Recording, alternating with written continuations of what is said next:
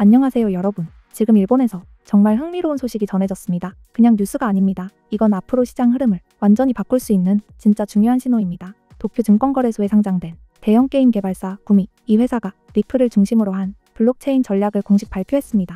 그런데 그 내용이 단순히 우리도 암호화폐 해볼게요 수준이 아닙니다. 이건 명확한 자본 배치와 장기 계획이 깔린 실행 중심의 전략이에요. 지금 이 순간 우리가 이 뉴스를 주목해야 하는 이유는 단 하나? 기업이 암호화폐를 투기가 아닌 비즈니스 전략으로 받아들이기 시작했다는 것. 이건 시장 전체의 방향이 바뀌고 있다는 신호입니다. 이 회사는 현재 리플을 인수하고 스테이킹 전략을 개발하며 부채를 줄이고 리플 생태계와의 협력을 강화하기 위해 자금을 조달 중입니다. 이건 단순한 트렌드 추종이 아니에요. 이사회 차원에서 논의되고 정밀한 재무 분석까지 거친 기업 전략입니다. 특히 주목해야 할 건 투자 규모입니다. 구미는 리플에 25억엔, 미화로 약 1,700만 달러를 투자할 계획이에요. 마이크로 스트래티지나 테슬라처럼 거대한 규모는 아니지만 구미 같은 중견 게임사로서는 매우 의미 있는 투자입니다. 그런데 흥미로운 건 이걸 한 번에 다 사지 않는다는 점이에요. 이번 인수는 5개월에 걸쳐 단계적으로 진행됩니다. 2025년 9월부터 2026년 2월까지요. 왜 단계를 나눴을까요? 이건 단순한 이유가 아닙니다. 가격 리스크를 관리하고 내부 프로세스가 제대로 작동하는지 점검하며 시장 상황에 따라 전략을 조정할 수 있도록 설계된 똑똑한 접근법이에요. 한꺼번에 투자하면 변동성 리스크가 커지지만 여러 달에 걸쳐 분산 매수하면 기업 차원의 달러 코스트 에버리징 전략이 됩니다. 이게 바로 성숙한 리스크 관리입니다. 이제부터가 진짜 흥미로운 부분입니다. 구미는 이중 자산 전략, 즉 비트코인과 리플을 병행하는 구조를 택했어요. 비트코인은 가치 안정성과 장기 수익, 리플은 금융 유틸리티와 블록체인 매출 성장을 위한 선택입니다. 모든 계란을 한 바구니에 담지 않고 각 자산의 특성에 맞게 전략적으로 포트폴리오를 분리한 거죠. 비트코인은 디지털 금으로서 다른 알트코인보다 안정적인 장기 가치 저장 수단으로 사용합니다. 반면 리플은 국가 간 결제라는 실질적 유스 케이스를 지닌 자산이에요. 즉 단순 투기가 아닌 실질적 비즈니스 확장 수단이라는 겁니다. 그렇다면 왜 리플일까요? 이더리움도 있고 솔라나도 있는데요. 답은 명확합니다. 리플은 국가 간 결제 인프라의 핵심입니다. 특히 송금 서비스와 유동성 공급 분야에서요. 이건 비트코인과 완전히 다른 실사용 기반을 가진 자산이에요. 단순한 투기용 코인이 아니라 실제 금융 네트워크에 통합될 수 있는 토큰이죠. 리플은 이미 전 세계 여러 금융기관에서 사용되고 있습니다. 기존 스위프트 시스템보다 훨씬 빠르고 저렴한 국제 송금이 가능하거든요. 구미 입장에서는 이 리플 생태계가 실제 금융 비즈니스에 접목될 현실적인 가능성을 본 거예요. 특히 구미는 다국적 게임 사업을 운영하기 때문에 국제 결제 효율성은 회사의 경쟁력과 직결됩니다. 그리고 아주 중요한 포인트가 하나 더 있습니다. 구미는 일본 최대 금융그룹 중 하나인 SBI 홀딩스의 지원을 받고 있습니다. SBI 홀딩스는 리플의 전략적 파트너이기도 하죠. SBI 홀딩스는 아시아 전역에서 가장 영향력 있는 금융기업 중 하나입니다. 즉, 이번 결정은 단순히 게임 회사의 투자라기보다 일본 대기업 생태계 전체가 움직이고 있다는 신호로 봐야 합니다. 일본은 암호화폐 규제가 세계에서 가장 명확하고 선진적인 나라 중 하나예요. 법적 프레임워크가 확립되어 있고 금융기관과 정부가 블록체인 혁신을 적극 지원하고 있습니다. 따라서 구미의 이번 행보는 안정된 제도적 환경 안에서 실행되는 강력한 비즈니스 모델이라고 할 수 있습니다. 이 발표 직후 구미의 주가는 도쿄 증권거래소에서 약 6% 상승했습니다. 전통시장에서 나온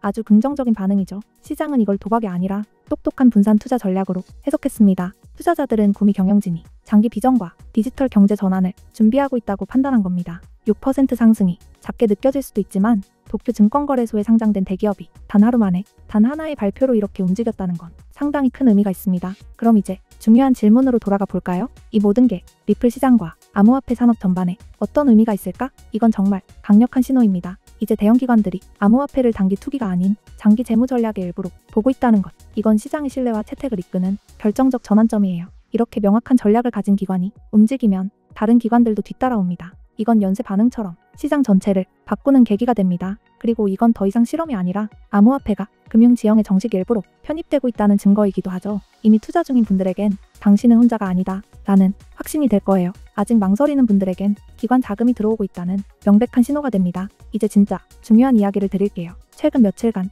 리플 시장에서는 뚜렷한 움직임이 포착되고 있습니다. 무언가가 무대 뒤에서 진행되고 있어요. 주의 깊은 분들은 이미 이 큰 변화를 감지했을 겁니다. 이건 단순한 예측이 아닙니다. 펀더멘털이 한 지점으로 모이고 있다는 명확한 신호입니다. 가장 중요한 뉴스부터 말씀드릴게요. 2025년 8월 리플과 SEC 간의 소송이 공식적으로 종결되었습니다. 양측이 상호 항소를 취하하기로 합의했죠. 즉, 리플은 이제 규제 명확성을 확보했습니다. 시장의 발목을 잡던 최대의 불확실성이 제거된 거예요. 거의 5년간 이어진 싸움의 종결. 그 의미는 정말 큽니다. 그리고 이어진 소식은 더 충격적입니다. 블룸버그 선임 ETF 애널리스트 에릭 발추나스가 리플 ETF 승인 가능성이 100%라고 밝혔어요. 90%도 95%도 아닌 100%. 이건 업계에서 전례 없는 자신감입니다. SEC가 암호화폐 ETF 상장 기준을 완화하면서 승인 절차가 훨씬 간단해졌습니다. 일부 상품은 승인 후 며칠 안에 출시 가능성도 있다고 합니다. 현재 비트와이즈, 21쉐어스 같은 대형 기관이 리플 ETF를 신청 중이에요. 출시 예상 시기는 2025년 3분기에서 4분기. 하지만 일부 소식통은 몇 주 내 가능성도 있다고 전했습니다. 비트코인 ETF가 나왔을 때 기관들이 얼마나 빠르게 몰려들었는지 기억하시죠? 리플 ETF 역시 같은 문을 여는 또 하나의 역사적 순간이 될 겁니다. 다만 이번엔 내러티브가 다릅니다. 실용성과 글로벌 결제 인프라. 리플은 이미 전 세계 300개 이상의 금융기관과 협력 중입니다. 3초에서 5초 안에 송금이 완료되는 시스템. 비용은 기존보다 훨씬 저렴하죠. 이제 규제 명확성이 확보된 만큼 기관 채택은 더 이상 막을 수 없습니다. 온체인 데이터에서도 거래 축적 패턴이 뚜렷하게 보이고 있습니다. 거래량은 늘었지만 가격은 통제된 범위에 머물러 있어요. 이건 대규모 돌파 전에 전형적인 신호예요. 스마트 머니는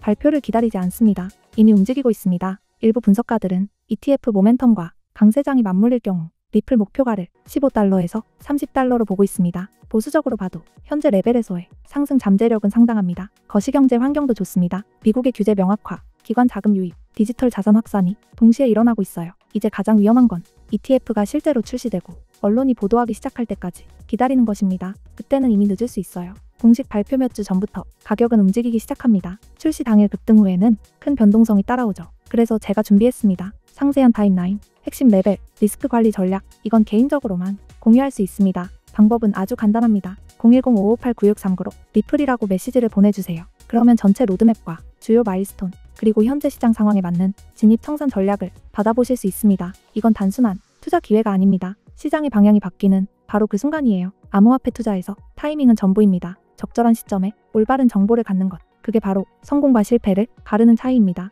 지금은 규제 명확성, ETF 승인, 강세장 모멘텀이 한 곳에 모여있는 다시 오기 힘든 시기입니다. 이 기회를 놓치지 마세요. 시청해주셔서 감사합니다. 다음 콘텐츠에서 다시 만나요.